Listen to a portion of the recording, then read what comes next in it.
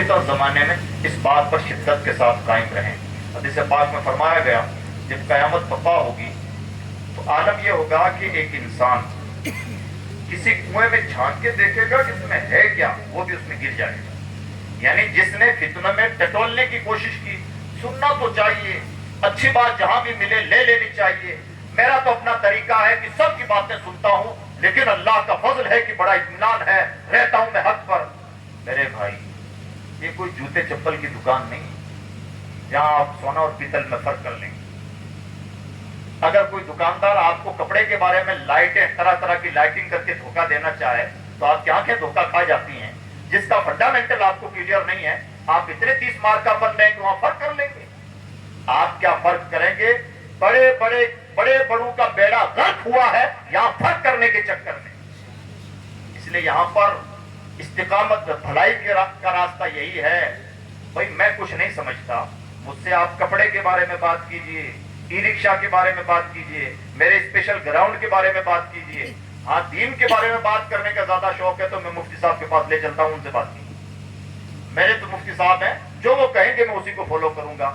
جس نے یہ راستہ اپنایا بھلائی میں، اور جس نے یہ راستہ اپنایا کہ سب کی باتیں سننی چاہیے، تحقیق کرنی چاہیے، میں تو سب کی باتیں سنتا ہوں پھر اپنے مطابق تحقیق کرتا ہوں، ان کھوجیوں کی پوری زندگی کھوج بین میں ہی نکل جاتی ہے اور اپنی قبر کے کیڑے نکالنے کے علاوہ کچھ کر نہیں پاتے۔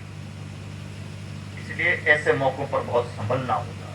میری بہت اہتمام کے ساتھ نوجوانوں سے گزارش ہے، بہت فتنوں کا زمانہ ہے، اور علماء سے بھی گزارش ہے، سچ مچ ہم فتنوں کی چپیٹ میں آ گئے ہیں۔ اب یہ زمانہ اعتزال کا زمانہ ہے، اللہ توفیق دے تو خلوت نشینی کا سا زمانہ ہے۔ حد سے زیادہ ہائی لائٹ رہنے کے چکر میں ان اسٹیجوں نے بھی ہمیں ایسا گلیمرائز کر دیا ہے کہ حضرت آ رہے ہیں تو حضرت جا رہے ہیں تو حضرت یہ کر رہے ہیں اور حضرت شاہ رخ خان بن پڑے ہیں۔ یہ پرفتن زمانہ ہے، بہت زیادہ سنبھلنے کا وقت ہے۔ اور اس کے علاوہ فتنوں کی اتنی بھرمار ہے کہ اب حدیث پاک کے مطابق وہ شخص فتنوں سے محفوظ رہے گا جو پہاڑ پر بکریاں چرا رہا ہوگا، یعنی جو دنیا سے جتنا زیادہ کنارہ کش اتنا زیادہ فائدے میں، اور جو جتنا زیادہ دنیا کے مسائل میں مباحث میں انوالو، اور اسپیشلی مذہبی بحثوں میں جو جتنا زیادہ انوالومنٹ دکھائے گا اتنا زیادہ اپنے آپ کو تباہی سے قریب کرے گا۔ اس لیے سلامتی کی راہ علماء حق کا پیرو بن کے رہنے میں ہے۔ اسی لیے اللہ نے ارشاد فرمایا یا ایھا الذین آمنوا اتقوا اللہ وکونوا مع الصادقین، ایمان والو اللہ سے ڈرو، سچوں کے ساتھ ڈرو۔ ترتیب دیکھیے، سب سے بڑی چیز ایمان، ایمان کے بعد میں تقویٰ، تقوی کے بعد میں صحبت۔ جب ایمان والے ہی ہو گئے، سب سے بڑا کام تو ہم نے پہلے ہی کر لیا، تو اب ضرورت ہی کیا تھی؟ ایمان والوں کو حکم دیا گیا کہ تقوی اختیار کرو، صرف حضرت بن کے مت رہو، صرف اجلے لباسوں سے فیصلہ نہیں ہونا، تقوی ہونا چاہیے۔ اور تقوی کے بعد میں حکم یہ ہے کہ کوئی اللہ والا مل جائے تو اس کا دامن پکڑ دو، اسی میں بھلائی ہے۔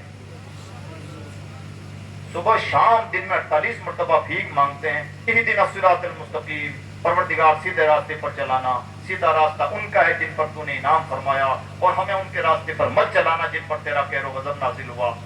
دعا تو مانگے یہ، اور جب پیچھے چلنے کی باری آئے تو آنکھ بند کر لیں، جو بھی سامنے اس کے پیچھے چلنے لگے، جس نے بھی کوئی بات سنائی اس کو بات ماننے لگے۔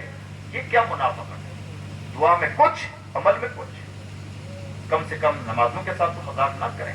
جب ہم دعا کر رہے ہیں کہ صراط مستقیم پر چلا، تو جب گراؤنڈ